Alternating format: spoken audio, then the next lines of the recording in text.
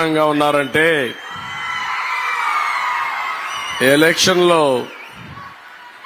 ఇప్పటి వరకు నేను 43 మీటింగ్లు అడ్రస్ చేశారు కానీ ప్రజాగళంలో ఈ రోజు మీ ఉత్సాహం చూస్తా ఉంటే నా జీవితంలో ఎప్పుడూ గుర్తుండే విధంగా మా ఆడబిడ్డ ఇక్కడికి వచ్చారు.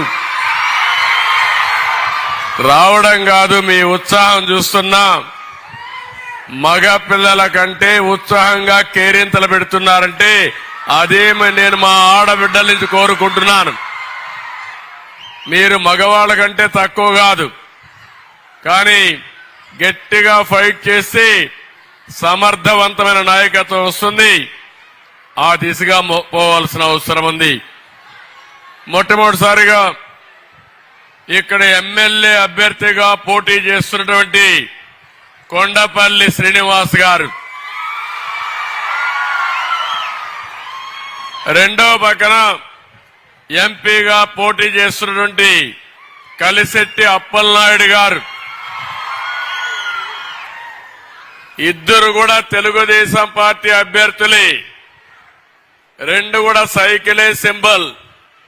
అందరూ కూడా ఈయనకు ఓటు ఏమని అడగడానికి నేను వచ్చాను. మీ ఉత్సాహం చూస్తే నాకు ఏమాత్రం కూడా అనుమానం లేదు. కొండపల్లి శ్రీనివాస్ గారు గాని అప్పలనాయుడు గాని బ్రహ్మాండమైన మెజారిటీతో గెలుస్తారు. గెలిపిస్తారా చెల్లెమ్మలో మిమ్మల్ని అడుగుతున్నా.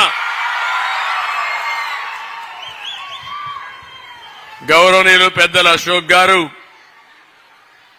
ఇక్కడే మాజీ శాసనసభ్యులు కేఏ నాయుడు గారు, ఎప్పుడు కూడా నియోజకవర్గానికి బాగా సేవలు అందించాడు. కానీ ఈరోజు ఒక యువకుడిని కూడా తేవాలని శ్రీనివాసుని పెడితే మనస్ఫూర్తిగా సమర్థించినటువంటి కేఏ నాయుడిని మీ అందరి తరపున అభినందిస్తున్నా, ధన్యవాదాలు తెలియజేస్తున్నా. ఆయనకి ఇంకా ఉత్సాహం ఉంది, భవిష్యత్తులో పనిచేయగలుగుతాడు. తప్పకుండా పార్టీ పరంగా గుర్తింపు ఉంటుంది. అన్ని విధాల వారి సేవలు పార్టీ కోసం ఉపయోగించుకుంటాం. ఇంకో పక్కన జిల్లా పార్టీ అధ్యక్షుడు నాగార్జున గారు, జనసేన నాయకులు సురేష్ గారు, బీజేపీ నాయకురాలు పావని గారు, ఈరోజు నేను డాక్రా సంఘాలు పెట్టినప్పుడు ఏ ఉత్సాహం ఉందో దానికంటే మంచి ఉత్సాహం చూశాను మీ దగ్గర నుంచి. 10-15 ఏళ్లకు మన పేరు ఒకసారి ఆలోచిస్తే 2004 వరకు ఇలాంటి మీటింగ్లు పెట్టేవాడిని మా చెల్లెమ్మలతో అక్కలతో. ఆ రోజు ఏం చేయబోతానో చెప్పేవాడిని. మైక్ కొంచెం మంచి.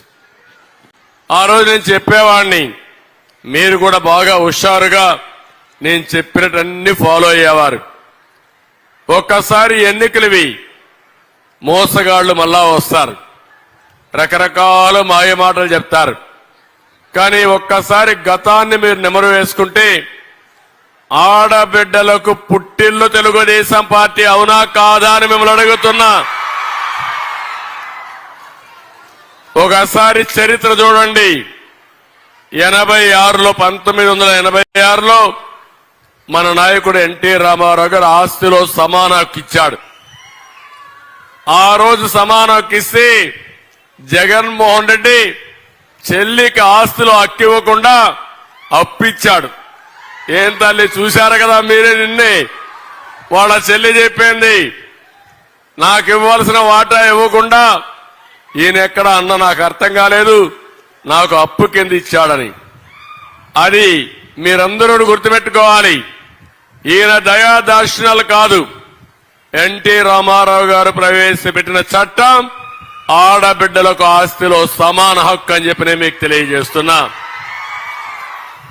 ఆడబిడ్డలు బాగా చదువుకోవాలని మహిళా యూనివర్సిటీ పెట్టాడు.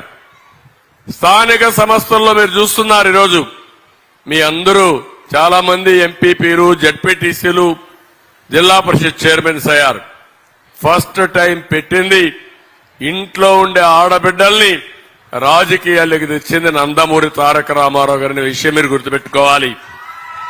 నేను వచ్చిన తర్వాత మళ్లీ తెలుగుదేశం పార్టీ హయాంలో మీరు ఒకసారి చూస్తే ఆడబిడ్డలు బాగా చదువుకోవడానికి ప్రతి కిలోమీటర్కి ఎలిమెంటరీ స్కూల్ పెట్టాం. 3 కిలోమీటర్లకు high school, upper primary school పెట్టాం.